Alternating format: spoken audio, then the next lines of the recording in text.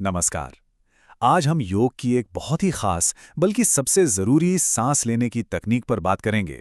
गहरे लंबे श्वास। देखिए, यही वो नींव है जिस पर प्राणायाम की पूरी इमारत टिकी हुई है। तो चलिए इस नींव को और गहराई से समझते हैं। जरा इस बात की गहराई को समझिए। ये कोई सलाह नहीं है, ये एक नियम है। ये साफ साफ बताता है कि अगर प्राणायाम की दुनिया में कदम रखना है तो सबसे पहले इस एक अभ्यास पर महारत हासिल करनी ही होगी। इसके बिना आगे का रास्ता है ही नहीं।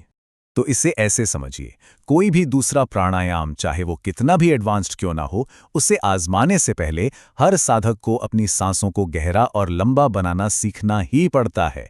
ये सचमुच में पहली सीढ़ी है और शायद सबसे जरूरी भी। पर सवाल ये उठता है कि आखिर इस एक अभ्यास पर इतना समय और ध्यान क्यों देना?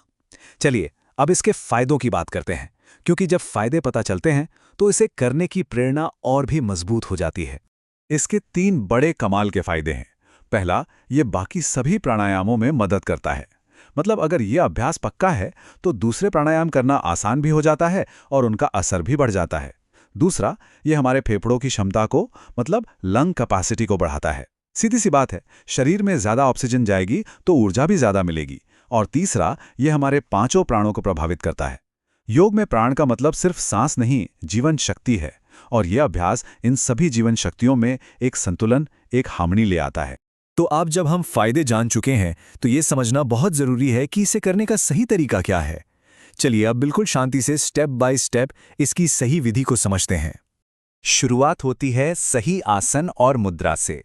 पद्मासन सबसे अच्छा है, लेकिन किसी भी ऐसे आसन में बैठा जा सकता है जिसमें आराम से और देर तक बैठ सकें। दोनों हाथों को घुटनों पर ज्ञान मुद्रा में रखना है। और सबसे जरूरी बात, कमर, गर्दन और सिर ये तीनों एक सीधी लाइन में होने चाहिए। क्यों? ताकि प्राण ऊर्जा शरीर में बिना किसी रुकावट के बह सके। अब आते हैं सांस लेने की प्रक्रिया पर। पहला स्टेप, बहुत कोमलता से आंखें बंद करें और धीरे धीरे जितनी भी सांस अंदर है उसे पूरी तरह बाहर निकाल दें, बिल्कुल खाली। फिर पेट की मांसपेशियों को अंदर की ओर सिकोड़ें, जैसे नाभि को रीढ़ की हड्डी से मिलाने की कोशिश कर रहे हों। इसके बाद पेट को ढीला छोड़ें और बड़े आराम से आनंद के साथ गले तक सांस भरें। और हाँ, सांस भरते हुए और सांस निकालते हुए दोनों समय मूलबंध लगाना है। मूलबंध मतलब शरीर के सबसे निचले हिस्से की मांसपेशियों को हल्का सा सिकुड़कर ऊपर की ओर खींचना। इससे ऊर्जा को एक जगह केंद्रित करने में मदद मिलती है। तो ये हुआ एक पूरा चक्र।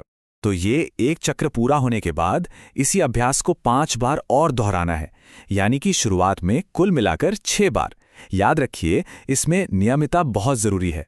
ठीक है, 6 चक्र पूरे हो गए, लेकिन क्या अभ्यास बस यहीं खत्म हो गया? इसके बाद क्या? ये एक बहुत जरूरी सवाल है। जब 6 चक्र पूरे हो जाएं, तब आता है अभ्यास का आखिरी लेकिन बहुत जरूरी हिस्सा, सांसों को सामान्य होने देना। मतलब कोई जोर जबरदस्ती नहीं, बस सांस को उसकी अपनी नेचुरल लय में वापस आने दें। ये बस देखने का, महसूस करने का समय है। अब तक जो बात हुई वो शारीरिक क्रिया की थी, पर यह अभ्यास सिर्फ शारीरिक नहीं है। अब इसके मानसिक पहलू की बात करते हैं, क्योंकि असली गहराई तो सजगता से ही आती है। तो ये सजगता या अवेयरनेस है क्या? यहां इसका मतलब बहुत सीधा सा है। बस अपने ध्यान का पूरा केंद्र सांस के अंदर आने और बाहर जाने की रफ्तार पर टिका देना है। बस ये देखना है कि सांस धीमी चल रही है या तेज, आरामदायक है या नहीं। बस एक साक्षी की तरह देखना है, बदलना नहीं है। और अब आखिर में एक एडवांस स्टेप, ये उन साधकों के लिए है जो इस बुनियादी अभ्यास में और गहरे उतरना चाहते हैं, इसमें महारत हासिल करना चाहते हैं। ये एक बहुत खास बात है। जब अभ्यास करते करते ये बिल्कुल सहज हो जाए, जब इसमें कोई एफर्ट ना लगे, तब मूलबंध सिर्फ सांस लेने और छोड़ने के समय नहीं, बल्कि पूरी प्रक्रिया के दौरान लगाकर रखना है। इससे अभ्यास अगले स्तर पर पहुंच जाता है और ऊर्जा और भी ज्यादा स्थिर होती है। तो इस चर्चा का अंत हम किसी निष्कर्ष से नहीं, बल्कि एक सवाल से करते हैं। जब अभ्यास पूरा हो जाए तो कुछ पल बस चुपचाप बैठें और अपनी मानसिक स्थिति का अवलोकन करें। देखें कि मन कैसा महसूस कर रहा है। क्या पहले से कोई फर्क है? कोई शांति, कोई ठहराव? इसका जवाब कहीं बाहर नहीं, अपने अंदर के अनुभव में ही मिलेगा।